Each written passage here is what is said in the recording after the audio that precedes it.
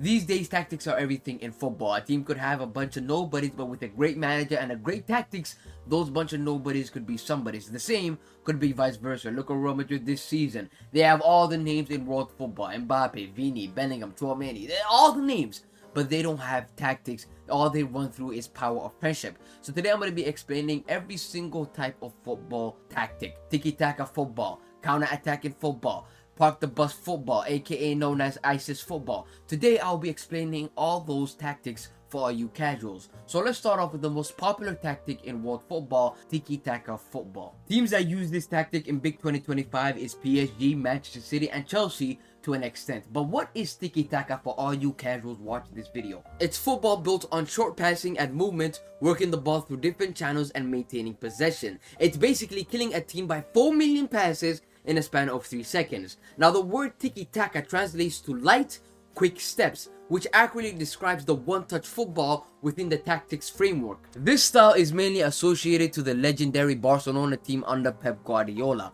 But when did this tactic really start? Who was the person who came up with the tiki-taka football? Well, it began with the greatest man in football history, Sir Johan Cruyff, when he began managing Barcelona from 1988 to 1996. It started off with total football, but the style kept being developed under Dutch managers like Louis van Gaal and Frank Rijkaard. That's right, you thought I could have pronounced that name. You thought I would butcher it. No, I try hard names like Derek Ray. But it was that bald, crazy man known as Pep Guardiola who really revolutionized this tactic, who really took this tactic to a whole different level. He made it from Nokia to iPhone, from Blu-ray DVD to Netflix. He changed the tactic by implementing a few things, using a center forward as a false nine to keep the ball moving from different angles, e.g. using Lionel Messi as a false nine, by pushing fullbacks high up the pitch and into the midfield, by using midfielders in defense to exploit their passing ability, by forcing goalkeepers to play out from the back.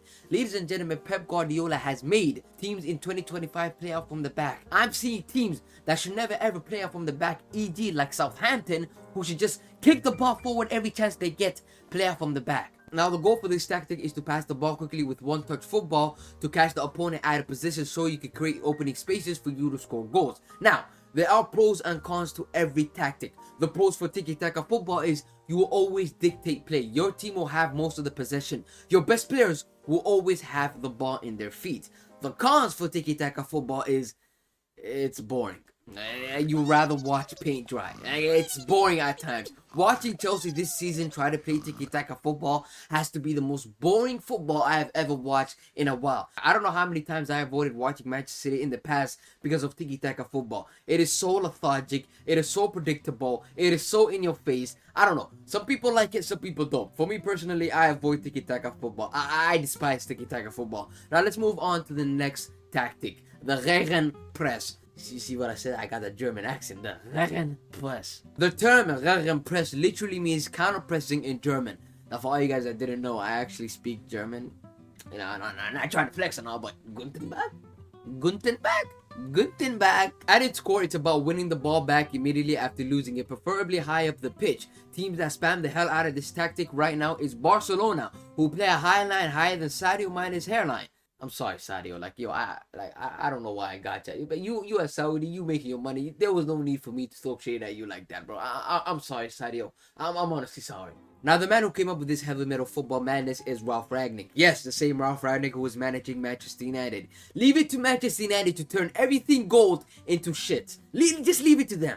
During his stint at Stuttgart, Hoffenheim, Schalke, and RB Leipzig, Ralf Rangnick became known for teaching his team to immediately win back possession instead of falling back to regroup. The main goal of this tactic was to get the ball back as soon as you can. The main goal of this tactic is to do everything high and fast. It's to attack high and fast. It's to defend high and fast. It is the epitome of tiki-taka football. Matter of fact, here's what Ralf Rangnick had to say about tiki-taka football. Or Red Bull football is heavy metal, rock and roll, and it's not slow waltz, you know, we hate square passes, back passes. Just having the ball ourselves as la pour la doesn't make sense.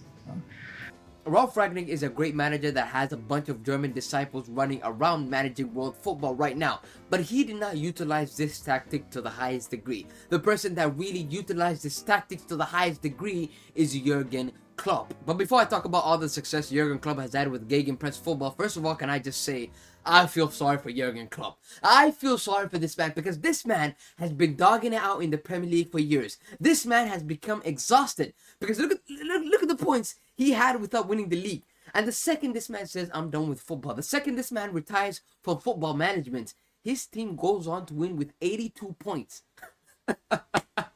Oh my god. Oh, that's low-key funny. That's honestly low-key funny. You know what? That's worse than Arsenal three-peating second. No, it's not. No, it's not.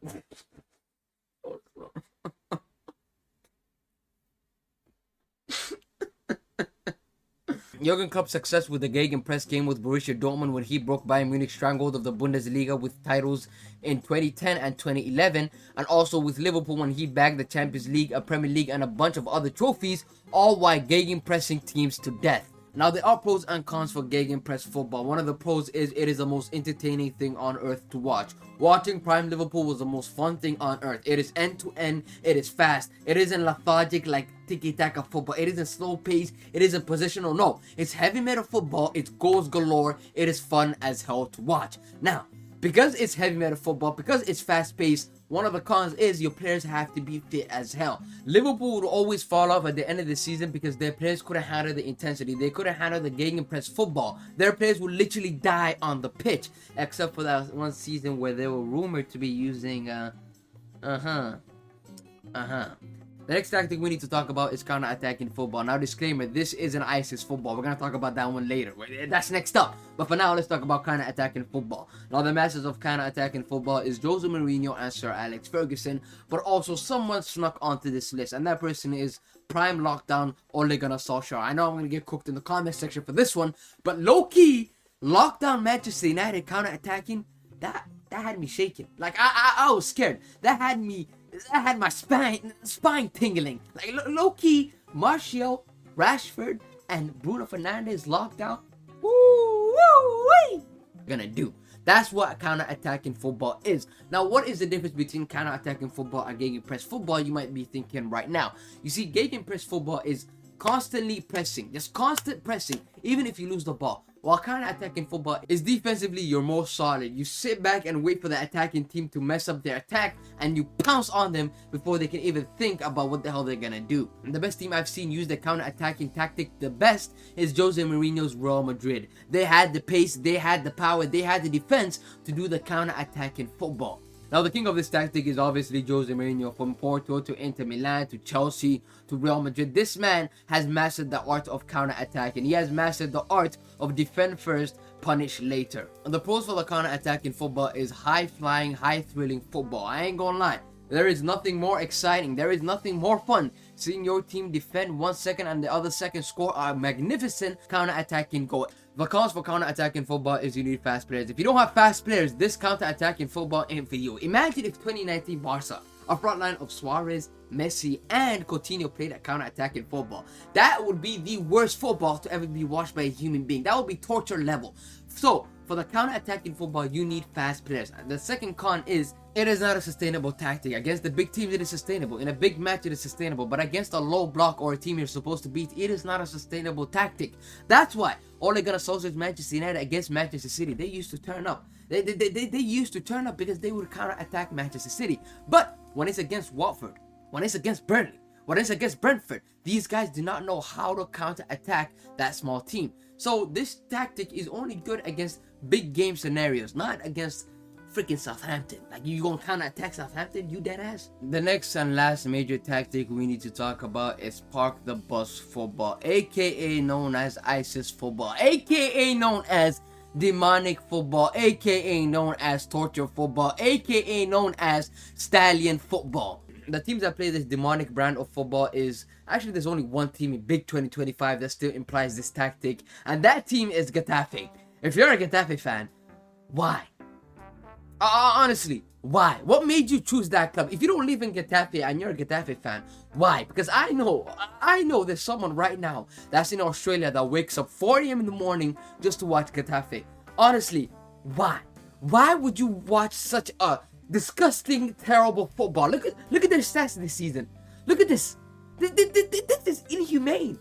Anyways, for anyone who doesn't know what park the bus football is, At its core, this structure involves putting vast majority of outfield players behind the ball, sitting deep and focusing on keeping strong, compact defensive shape built primarily around the zonal marking. The priority of a low block is to prevent the opposition from finding space and creating chances in advanced attacking areas. Basically, park the bus football in layman's term is you stay in your final third. That's it. Just stay in your final third and defend. That's all your job is. Now, this tactic in this day and age is being used less and less and less every day, but it's still used in some games. The Arsenal Football Club recently employed it against Manchester City. Look at the stats here. This is disgusting. Teams use this against big teams and when they have a red card. The biggest game I've seen this tactic being employed was against Inter Milan and Barcelona in the Champions League, where Inter decided to rock up to the Camp Nou and knock Barcelona out of the UCL by playing ISIS football, only having 13% possession of the football. 13% possession of the football is disgusting. Matter of fact, after the game, Jose Mourinho was asked why he parked the bus,